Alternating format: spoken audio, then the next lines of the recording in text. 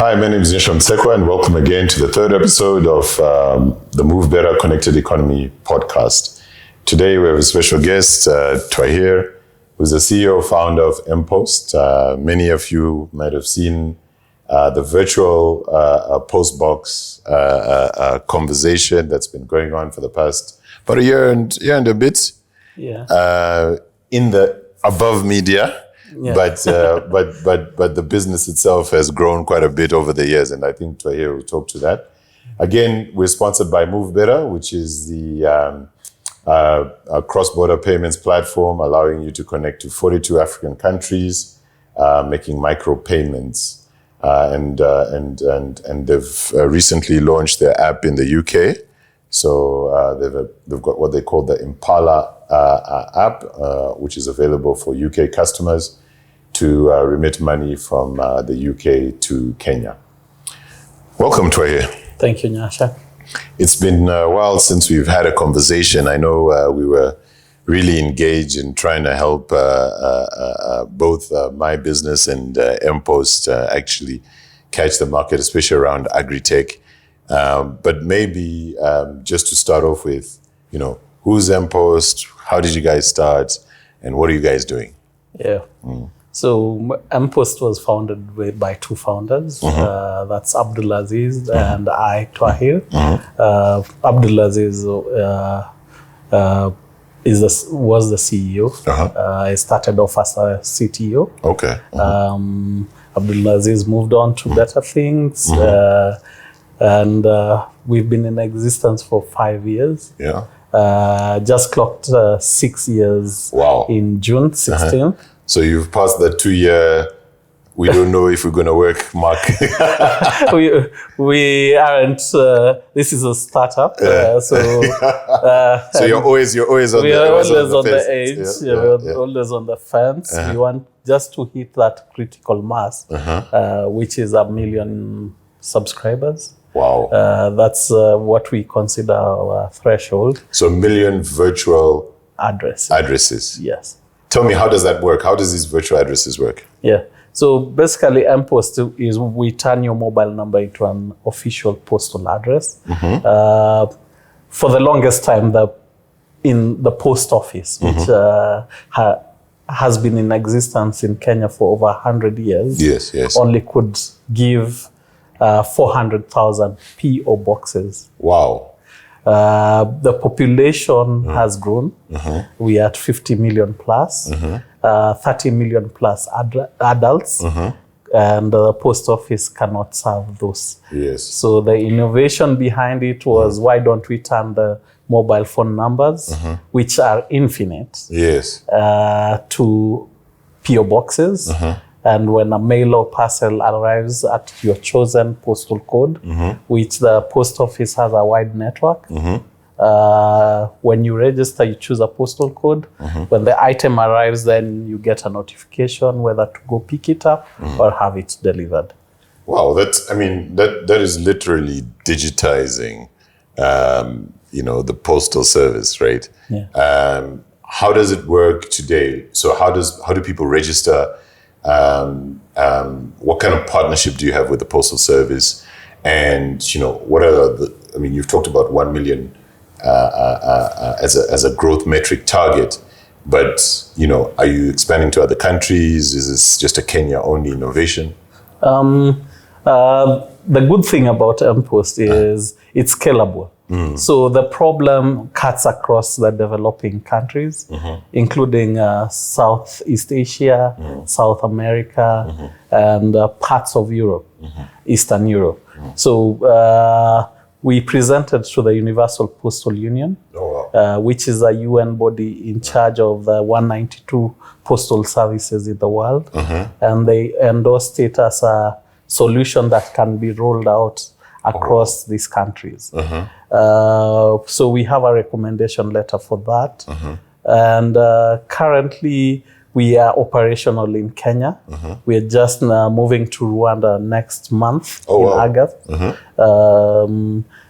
Starting with a 6-month pilot, then to see whether it will pick up and go from there. Go from there. So any postmaster generals across the continent who are watching this can dial your number today, and you're ready to serve them. Yes. So the tech, how people register is the tech is locally. We have made it possible for feature phones to access the technology. Oh, okay. So you can register via USSD. We've recently created a WhatsApp bot where you can do registration and do requests for delivery. Okay. And also we have a mobile app. So for example, in Rwanda, immediately we start in August, the first channel available to the Rwandese will be the mobile app before we move to the feature phone, which is the USSD. I mean, and this is a thing, right? That we've got all these big,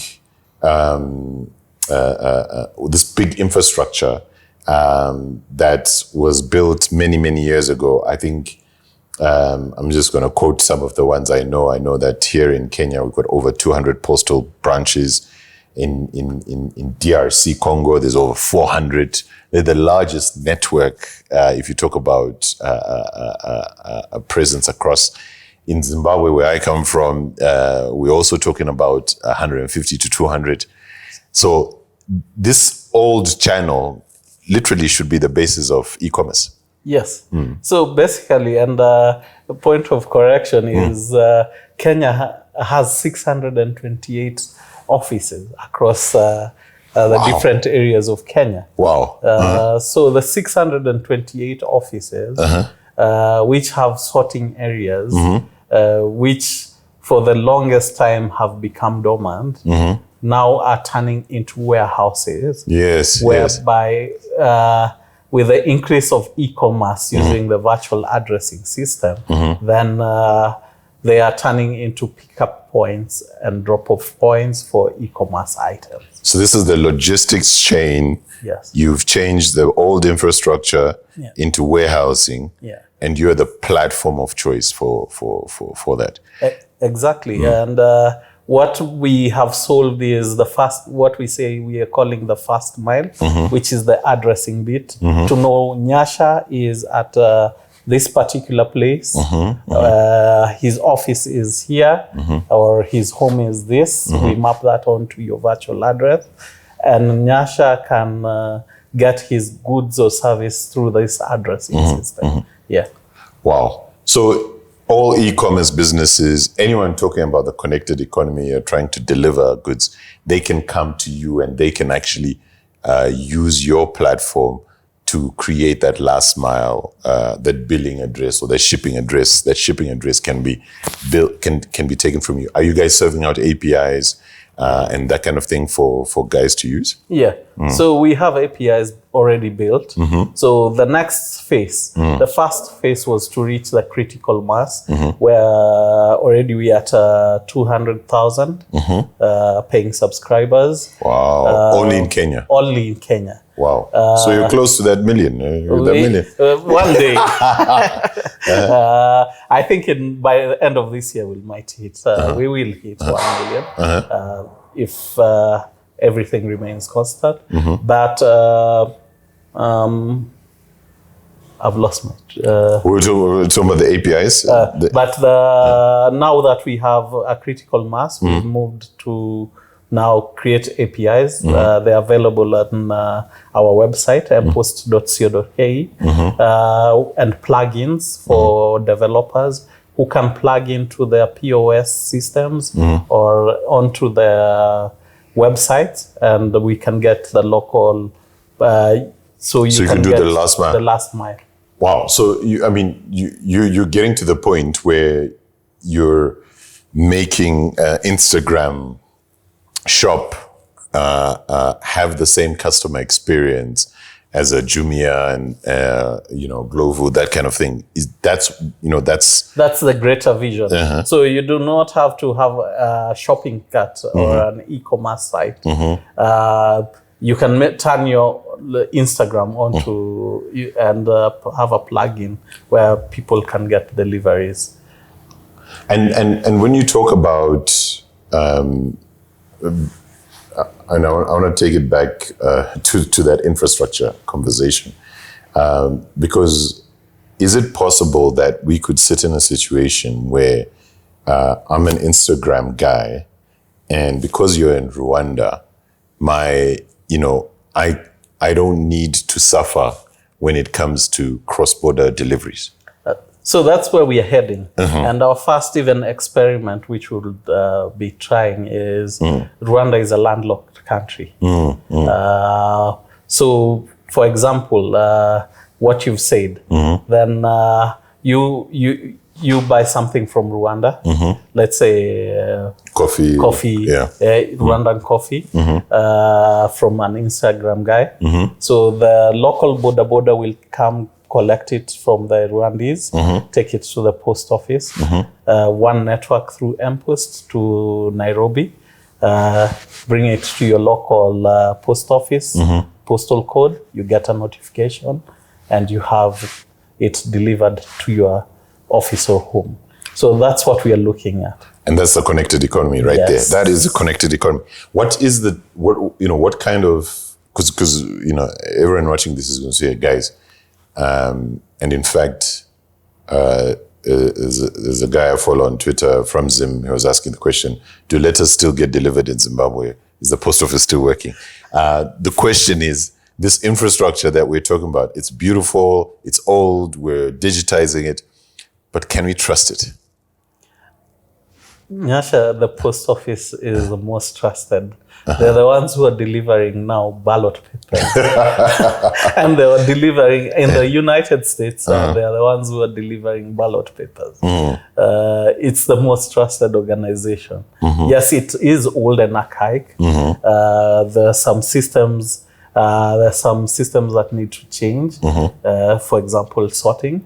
And again, we might be moving away from snail mail, but Nyasha, you'll not receive your pair of Nikes through email. No, you won't. You won't. So you still need a place where you'll receive those parcels. And also, not only are we catering for the more organized settlements, but also the informal settlements, whereby delivery van won't be able to reach. So your local border guy will fetch it for you and bring it to a place of your convenience. Some African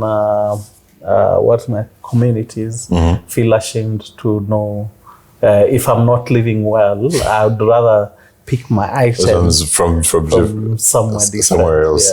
And we are catering also for that.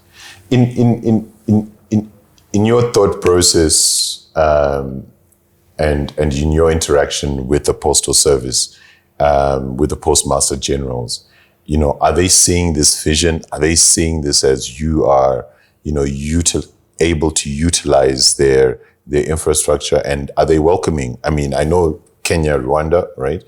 Everyone else, how welcoming is the African Postmaster General to this conversation? So we've had conversations, apart from Kenya, Rwanda, we are having conversations with Postal African Union. We've already started talking with Tanzania and Uganda, creating that one East African virtual network, we have interest from South Africa, and they are all seeing that it can be a turnaround for their revenues. Right now, the post office revenues are a bit down, but with the explanation that the MPost technology can change and bring e-commerce to a mass of people. We are talking about 1 million people plus in each country. Then that will turn around the economics and the revenues of these post offices. But of course, again, it comes down to the I'm going to call them the youth, right? The guys who are on Instagram, Facebook, possibly TikTok, selling their goods and saying, let's trust this network to be our last mile. What's the conversation with them? What are you promising them in terms of what they offer their customer in terms of experience, making sure that their goods arrive and they're customers order again? What are you promising them? So the first promise is the postal network is the cheapest network. You can get goods across. Yeah, that's actually true, yeah. The second promise is we have wide coverage across the country. Then we get last mile. And the final promise is empowerment and inclusion. That is in terms of job creations. We are creating jobs for the last mile providers, that's the local motorcycle riders.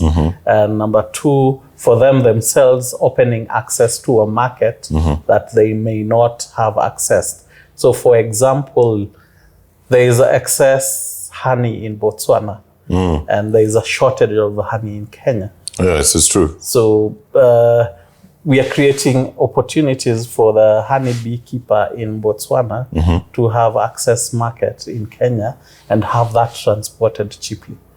Wow. Yeah. Wow. And that is actually, part of the basis of the African Free Trade Agreements. Exactly. And underpinning that is, everyone asking this is, how do we trade with each other? How do we trade with each other? And the question is always, how much does it cost to trade with each other? And I think you're answering that. Yeah. What is the opportunity? How big is this opportunity? Like, make us understand, like when you're, pitching to investors, when you're, under the sun and the moon and dreaming, Twahir, what's the opportunity here? We are looking at 99% of the developing world not being addressed.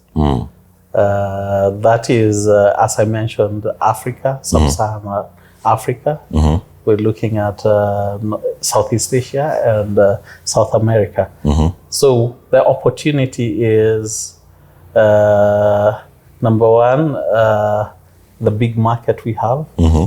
Number two, to an investor is that it's a scalable business. You can see the problem cuts across the world. Then we are offering a solution not only to e-commerce, but the opportunity of KYC, so that the citizen can access private and public services. So, for example, the public service is without a PO box. You cannot apply for your ID, passport, or business. Yeah, that's true. That is true. In the private sector is KYC to banking, insurance. You're always requested for an address or a PO box. That's such a big thing, and then they ask for utility. Yes. Bills, because that's the easier way to do it. But that's actually a very strong opportunity there. What are the kind of drivers now that you see 6 years in? What are the kind of drivers that you see that are really going to take you from, and I have all faith that you will reach your million at the end of this year, but why not 10? When we going? What are the things that will drive you to 10 million virtual PO boxes? What I need to do is awareness creation. That's the main driver. What is the use of a PO box? People tend to ask, and our customers, before we convert them, tend to ask, what is the use of this PO box? We already have Google Maps. Nyasha, how would you answer that? So we need to create awareness on how the use of the PO box. And also, I assume that there's that thing of, my parents have a PO box. Yes. Why do I need a PO box? Yes. This is for all the old people. What people don't know is, even according to law, once you turn 18, you need your own PO box. Oh, really? Yes. Because today, Nyasha, I can commit a fraud. I don't put my mobile number, but I put my PO box. I ask my KYC. Yes. And do a fraud. I can deny that is not my PO box. It's for the church. So someone must have. Then it's known it. Yeah. So that's why it's really important individuals to have a PO box recognized by government. Yeah. So that's interesting. I didn't realize that you had a regulation mode in this business. It's actually quite powerful value proposition to people to say, as part of your KYC, in everything that you do, there's an acceptance. There's something you can have. Do you have some level of physical certificate that you can then print out and then hand? There's still people who ask for printed copies of things. Is that something that you guys provide as well? Everything is digital, so it's virtual. So you receive a confirmation message that you own this virtual address. Number two, you can log in onto your account where you can track now any item that is coming in or any items that you've received. Right. Any items that you sent. And you can log in to your account. Also change your postal code depending on your current location. So what remains, so the format of the address is the mobile number dash the postal code. Oh, okay. So what remains constant is your mobile number. So the postal code can change. So when in future, if you go to Rwanda, your mobile number remains the same and adapt to the postal code of the local country. Okay. Yeah. Okay. So I think there's two things that we would want to follow on in kind of the conversations is number one, when you launch in Rwanda, we definitely invite us so we can come and just talk to people there and see how you're doing. But I think following on, especially post-election, is trying to see, that scale growth.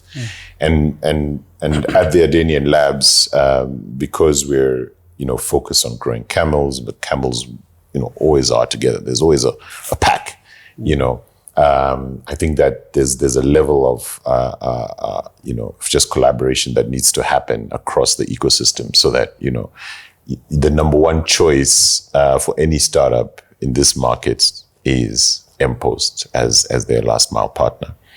Thank you very much, Twahir. This has been a really great conversation. You've told me something about the number of postal offices. And there's actually an opportunity I'm thinking about that, around the sorting thing that we should tackle. But definitely, thank you very much for the time. And, it's been great learning about your business. You're welcome. Thank you. Thank you.